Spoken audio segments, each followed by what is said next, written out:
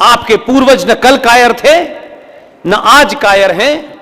अपने अंदर के पुरुषार्थ को पहचानिए, लालच से बाहर निकलिए। किसी का मकान, किसी की बेटी आपके घर में दुल्हन बन के आ गई तो आपकी तमाम ख्वाहिशों का उसके ऊपर ठेका नहीं है। 5 किलो सोना क्यों नहीं लाई, गाड़ी क्यों नहीं लाई, और नहीं लाई तो हम तुझे जला देंगे। यह शर्म नहीं आती हमको? किसी की बेटी आपके घर में आई है, आप उससे अपनी इच्छाएं पूरी करना चाहते हो और आपके अंदर इतना पुरुषार्थ पैदा हो जाता है कि उस अकेली लड़की को मिलकर जला देते हो। आपने शादी जैसे एक पवित्र बंधन को बिजनेस बना दिया है। आपको बेटी की खुशी से चिंता नहीं है, आपको इस बात की चिंता है कि मेरा रुतबा समाज में होना चाहिए कि शर्मा जी ने अपनी बेटी की शादी में 5 किलो सोना दिया है।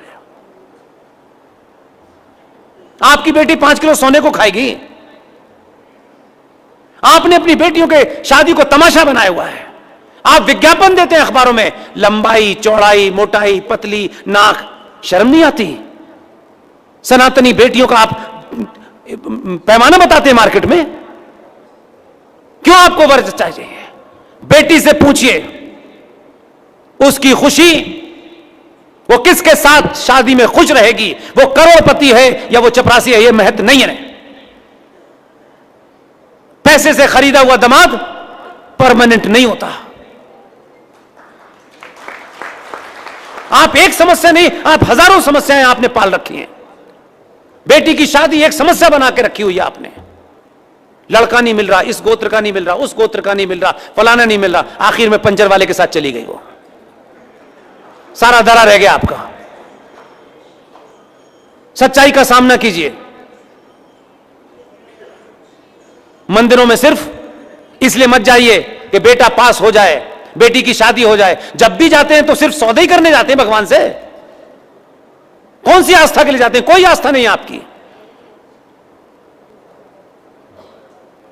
इसलिए मुद्दों को, रियल मुद्दों को उठाएं, लोगों में ले जाएं। और फिर कह रहा हूं, मैं आपसे ओपनली कह रहा हूं, मेरा किसी राजनीतिक दल से कोई दूर दूर तक एक पैसे का रिश्ता नहीं है। इसलिए मैं सार्वजनिक मंच से कहता हूं कि मेरे मंच पर जो मेरे ऑर्गेनाइजर हैं, मैं उनसे विनती करता हूं कि अपने शहर के सांसद और एमएलए को मंच पे मत बिठाइए।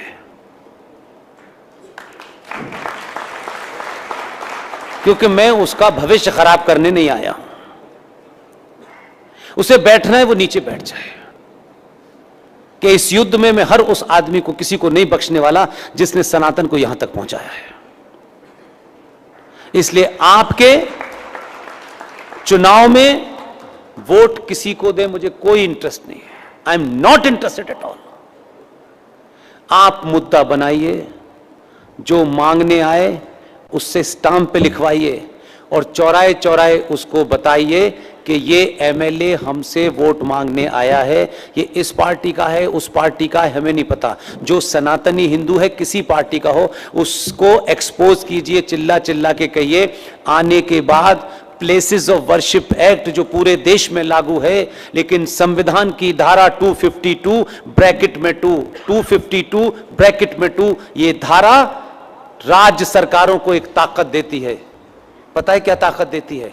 ये जो कानून पूरे देश में मंदिरों के अधिग्रहण का बना हुआ है, इसके तहत केंद्र ने बनाया ये कानून, लेकिन संविधान धारा 252 के तहत एक आपको रास्ता देता है।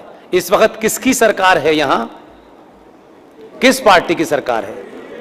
बीजेपी की है ना। अच्छा, ऐसा लग रहा था मुझे पता नहीं था, जैसे मुझे तो पता था ना। इनसे ये आए जब आपके पास, तो मैं आपको इसलिए कह रहा हूं कि मैं आसान रास्ता बताता हूं, मैं डिफिकल्ट रास्ता नहीं बताता। संवैधानिक बताता हूं, लीगल बताता हूं, कॉन्स्टिट्यूशनल बताता हूं। प्लेसेस ऑफ वर्शिप एक्ट 1992 के तहत पूरे देश में 42,000 मंदिरों का सरकार के अंडर नियंत्रण है। अब वो मंदिर नहीं है। जिस मंदिर में किसी पे मजार बन गई है, किसी पे कोई, अब यथा स्थिति रहेगी, स्टेटस को रहेगा। तो मैं ये कहूं कि मोदी जी कानून नहीं ला रहे, वो लाएंगे, वो जब लाना है लाएंगे, मुझे मैं आपको आसान रास्ता बताता हूं। भारत का संविधान आर्टिकल 252 ब्रैकेट में 2 के तहत एक रास्ता देता है देश की विधानसभाओं को, और वो रास्ता ये है कि इस कानून के खिलाफ ये जो अभी आएंगे, अभी तक तो पट्टा डाले हैं, उस वक्त चादर ओढ़ के आएंगे और बड़ी बड़ी बातें करेंगे।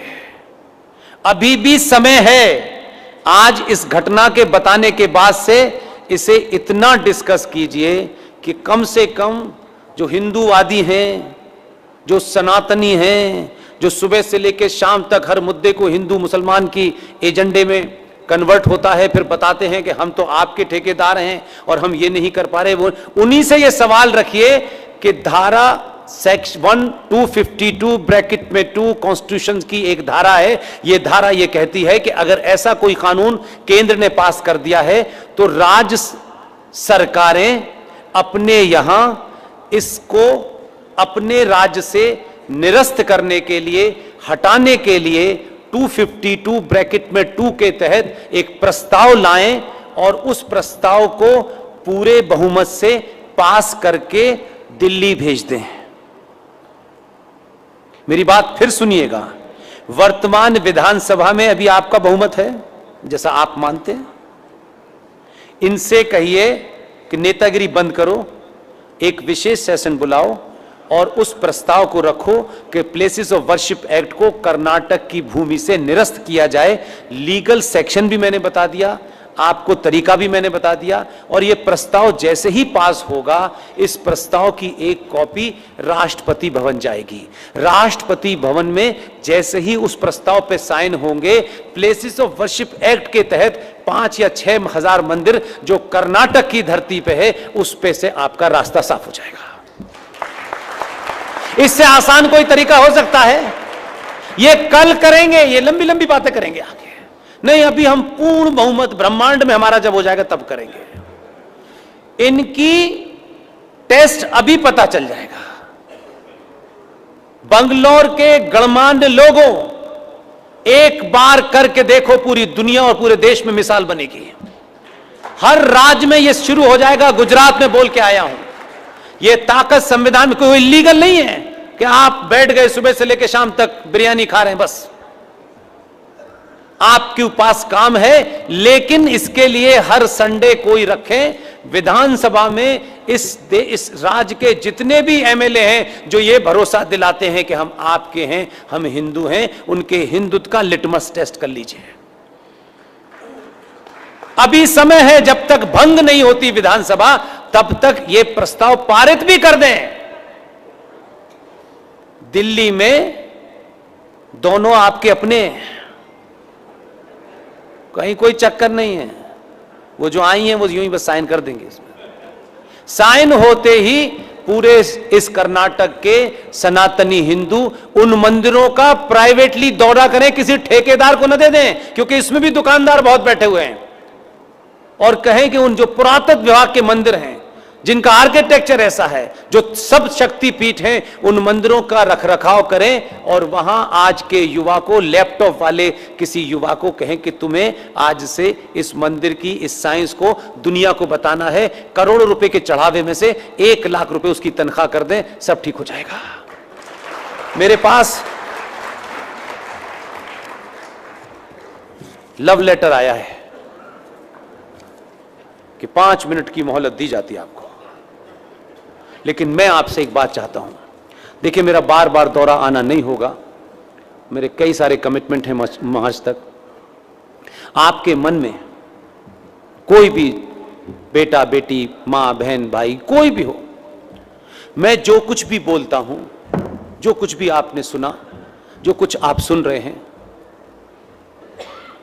एक तो मेरी विनती यह है कि आप हमारी मदद 2 तरीके से कर सकते हैं। आप जब भी वी सपोर्ट पुष्पेन कुलश्रेष्ठ जो चैनल है, उस चैनल को जब आप देखते हैं तो आपको जो भी बात मेरी अच्छी लगे, आप ये तय करें कि 10 लोगों को उसके साथ शेयर करना है।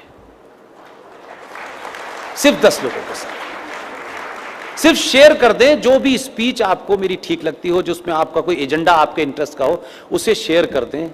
ये बात इस हॉल में 5,000 लोग हैं, 10,000 लोग हैं, इसको करोड़ों तक मैं नहीं पहुंच सकता। मेरी शारीरिक क्षमता भी है, मेरी पारिवारिक क्षमता भी उतनी नहीं है, मेरी आर्थिक क्षमता भी उतनी नहीं है। मैं सबसे आसान तक